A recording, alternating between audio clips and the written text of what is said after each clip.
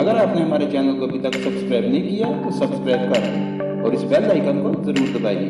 हम आपको लिए चलेंगे आपकी फेवरेट वीडियोस की तरफ।